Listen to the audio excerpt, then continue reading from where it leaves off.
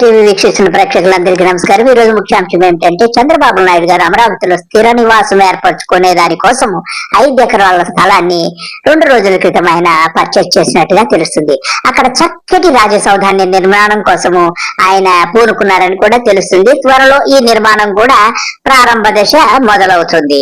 ఇకపోతే గతంలో బాబు గారు తాడేపల్లి ప్యాలెస్ అని చెప్పి జగన్ గారిని సైకో ప్యాలెస్ అని రకరకాల మాటలతో అన్న ఆయన ఏదో ఎకరంలో కట్టుకున్నారు ఆ ప్యాలెస్ ని. కానీ ఈయన మాత్రం మన చంద్రబాబు నాయుడు గారు 5 ఎకరాల్లో ఒక ఎర్రకోటని మించినటువంటి, ఢిల్లీ ఎర్రకోటని మించినటువంటి కట్టడాన్ని, ఒక రాజసౌధాన్ని నిర్మించాలని ఆయన పూనుకున్నట్టుగా తెలుస్తుంది. ఇక బాబు గారు ఆస్తుల వివరాలకు వస్తే, జూబ్లీ హిల్స్ హైదరాబాద్ లోని రోడ్ నంబర్ 65లో 100 కోట్ల పైనే, ఇప్పటి మాట కాదండి, 2014వ సంవత్సరంలో ఆయన ఈ భవన నిర్మాణాన్ని చేశారు. చూడండి ఎంత వైభవంగా ఉందో. ఇది ఇంద్రభవనం కంటే ఇంద్రభవనం కూడా పనికిరాదండి. 100 కోట్ల పైనే అని అంటున్నారు అప్పుడు 2014. కానీ ఇప్పుడు దాని విలువ మనము కట్టలేం. కానీ దీని విస్తీర్ణం 2500 చదరపు గజాలలో ఈ యొక్క నిర్మాణం జరిగిందట.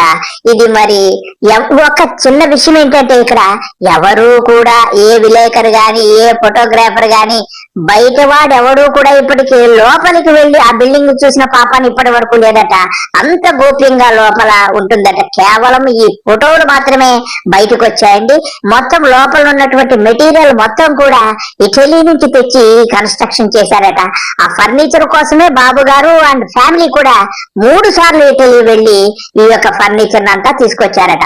వారి మనవడి కోసము స్వర్గాన్ని కల్పించేటట్టుగా ఉండేటట్టు ఇటువంటి ఆ బాబుకి ఇటువంటి బెడ్రూమ్ ని ఏర్పాటు చేశారట. ఇకపోతే సిట్టింగ్, ఇంకా ఇటువంటి కట్టడాలు ఈ ప్రపంచంలో కాదండి. కువైట్ రాజు ఎవరో కూడా, కువైట్, దుబాయ్ రాజులు కట్టుకున్నారట. వాళ్ళు కట్టుకున్నటువంటి ఎవరైతే ఆ కాంట్రాక్టర్స్ ఉన్నారో, ఆ బిల్డర్స్ ఉన్నారో, ఆ బిల్డర్స్ ని తెచ్చి ఈ యొక్క ఇంటీరియర్ డిజైన్ అయితేనేమి, కన్స్ట్రక్షన్ అయితేనేమి కూడా అందరూ కూడా కువైట్ నుంచి వచ్చి డిజైన్ చేసినట్టుగా తెలుస్తుంది. ఇదండి బాబు గారి జూబ్లీ హిల్స్ లో ఉన్నటువంటి బిల్డింగ్ యొక్క గొప్పతనం. ఇకపోతే కుప్పంలో కూడా అయ్యగారు ఈ మధ్య ఒక నిర్మాణం చేపట్టారు. అది కూడా దాని విస్తీర్ణం కూడా 5 ఎకరాలనే తెలుస్తుంది. పెద్ద విస్తీర్ణంలో అతి పెద్ద భవనము ఎక్కడండి? కుప్పంలో కూడా నిర్మాణానికి ఆయన పూనుకున్నారు. ముఖ్యంగా కుప్పంలో నిర్మాణం ఏదంటే, శివపురం అనేటువంటి ఊర్లో ఆయన ఈ యొక్క నిర్మాణాన్ని చేస్తున్నారు. దీన్ని చంద్రభవనం అనడమే కరెక్ట్ అట. ఇంద్రభవనం కూడా కాదండి, చంద్రభవనము. అది ఆ యొక్క కాంతులు అలా ఉంటాయంటున్నారు. ఇప్పుడు ఈ యొక్క అమరావతిలో కట్టే బిల్డింగ్ ఎంత గొప్పగా ఉంటుందని అందరూ చెబుతున్నారు. దానికంటే 10 అంతలు కూడా ఈ యొక్క శివపురంలో, కుప్పంలో కడుతున్నటువంటి బిల్డింగ్, అది కూడా 50% కంప్లీట్ అయిపోయిందని తెలుస్తుంది. ఈ బిల్డింగ్ యొక్క విశిష్టత గురించి, ఇంటీరియర్ డిజైన్స్ ఇవన్నీ కూడా ఇటలీ నుంచే వస్తున్నాయట. ఫర్నిచర్ అయితేనే ప్రతి ఒక్కటి ఇండియన్ మెటీరియల్ అనేది లేదట. మొత్తం కూడా ఇటలీ నుంచే మొత్తం అంత మెటీరియల్ అంతా వస్తుందని కూడా అందరూ చెప్పుకుంటున్నారు. అంతటి గొప్పవారండి బాబు గారు. ఆయన ఏం చెబుతారండి ప్రతి వేదిక మీద, అమ్మలో మాకు వాకి లేదు, పరుసు లేదు, మనీ పరుసు లేదు, నా దగ్గర రూపాయి ఉండదు, నేను రోడ్డు మీద ఉంటాను, ఎక్కడైనా పడుకుంటానంటారు. కానీ ఆయన అనుభవించే సుఖాలు మాత్రము 1-2 అండి. కేవలం ఆయన 45 సంవత్సరాల క్రితము నారావారిపల్లిలో ఒక పూరి గుడిసెలో ఉన్నటువంటి మహానుభావుడు ఈ రోజు ఈ చంద్రభవనాలు, ఇంద్రభవనాల్లోనే అష్టైశ్వర్యాలతో తొలచూపుతున్నారంటే ఈయన ఏం చేశారు? కేవలం పాలిటిక్స్ తప్ప వ్యాపారం చేయలేదు. నేను ఎప్పుడూ వ్యాపారం చేయలేదు తమ్ముడు అంటాడు. కానీ ఈ డబ్బంతా ఎక్కడి నుంచి వచ్చిందండి? వాళ్ళ మిస్సెస్ సంపాదించేశారంటారు హెరిటేజ్ లో. మరి ఇంతమంది ఈ యొక్క రాష్ట్రం అయితేనేమి, గుజరాత్ రాష్ట్రం అయితేనేమి ఎంతో మంది పెద్ద పెద్ద పాల వ్యాపారస్తులు ఉన్నారు. ఎవరికి ఇంత చక్కటి ఇంద్రభవనాలు, చంద్రభవనాలు లేవండి. మరి ఈ పాలలోనే, ఈ యొక్క హెరిటేజ్ పాలలోనే అంత మధురమైనటువంటి భావం కలిగి ఉంటే, మధురమైన రుచులు ఉంటే, ఇంత చక్కగా ఇన్ని కోట్లు సంపాదించారంటే ఏమనాలండి? మరి అమూల్ వాళ్ళు ఇప్పటికి కూడా ఉన్నాయో లేవో నాకు తెలియదు. ఇంత గొప్ప భవనాలు, ఇంత చక్కటి ఆస్తులు. ఇదండి బాబు గారి విషయము. కుప్పము తర్వాత ఇప్పుడు అమరావతిలో ఈ యొక్క నిర్మాణం ప్రారంభమవుతుందంటే ఆల్మోస్ట్ ఆల్ 1.5 years 2 years లోపల కంప్లీట్ అయిపోతుంది. తర్వాత గృహ ప్రవేశం కూడా చేసేస్తారని తెలుస్తుంది. కాబట్టి ధ్యాన విలువ కుప్పంలో ఉన్నటువంటి ఆస్తి విలువ మనకు తెలియదు, కానీ అమరావతిలో కొన్న విలువ మాత్రము దాదాపుగా ఎకరమే 5 కోట్ల పైన చెబుతున్నారు. దాన్ని బట్టి చూస్తే అంచనాల ప్రకారం దాదాపుగా 26 కోట్లు 27 కోట్లు వెచ్చిచ్చి స్థలానికి వెచ్చించారన్నమాట. ఇకపోతే సామాన్యుడు పూడి గుడిసెలో ఉండేవాడు ఉంటే ఎవరికి పట్టమని 10 పైసలు సాయం చేసిన పాపాన్ని లేదు.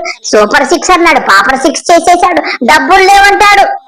కానీ నీకు మాత్రం ఇళ్లు కట్టుకోవటానికి కోట్ల రూపాయలు, 100 కోట్ల రూపాయలు నీ దగ్గర మాత్రం వచ్చేస్తాయి. కానీ రాష్ట్ర ప్రజల నుంచి, రాష్ట్ర ప్రజల డబ్బులు ఖజానా నుంచి తీసి 10 పైసలు ఇవ్వడానికి నీకు మనసు రాదు, నీకు రాదు, నీ డీసీఎంకి రాదు. డీసీఎం గారు కూడా పిఠాపురంలో చక్కటి 16 ఎకరాలట ఆయన కొనుక్కున్నారట.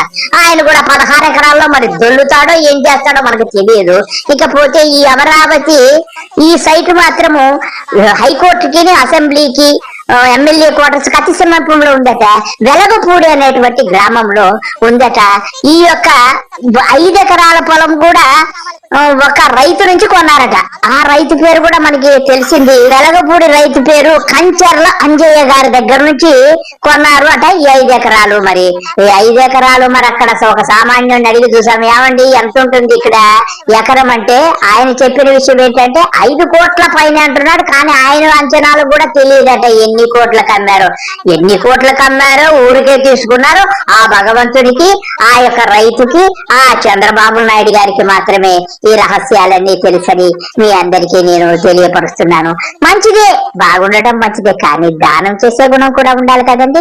ఒక్కసారి సాంబశివరావు గారు అనేటువంటి వెలగపూడి గ్రామస్తులు వచ్చారు, ఆయనతో ఒక్కసారి మాట్లాడదాం. పొలం అయితేనేమన్నా ఏరే వాళ్ళదండి ఇదంతా.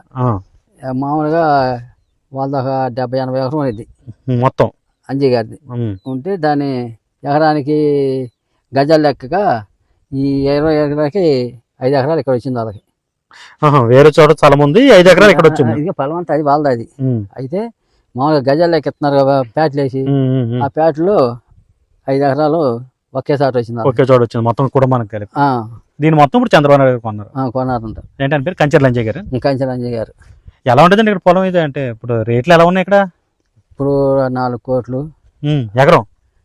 ఎకరం 4 కోట్లు 5 కోట్లు అంటున్నారండి. మేము అటు పోయేవాళ్ళం కదా. ఏంటంటే చెప్పుకున్నట్టు వెంటనే ఫ్రెండ్స్ చూసారు కదా వీడియో. ఆ రైతు గారు చెప్పిన మాటల్లో కేవలము 1 ఎకరం 5 కోట్ల పైన ఉంటుందని చెప్పారు. ఇంత అవసరమా అని చెప్పి బాబు గారిని నేను ప్రశ్నిస్తున్నాను. ఇన్ని 100 కోట్లు పెట్టి నువ్వు నివాసం కోసం ఉండనాకి నువ్వు ఇన్ని ఏర్పాట్లు చేసుకుంటున్నావే, కనీసము సూపర్ 6 అని అబద్ధాలు చెప్పి నువ్వు అందరికీ ఫాల్స్ ప్రామిస్ చేసి ఎలక్షన్ లో అందరినీ మోసం చేశావు కదా చంద్రబాబు. ఇది నీకు తగునా అని అడుగుతున్నాను. అందరికీ నమస్కారము. బాయ్.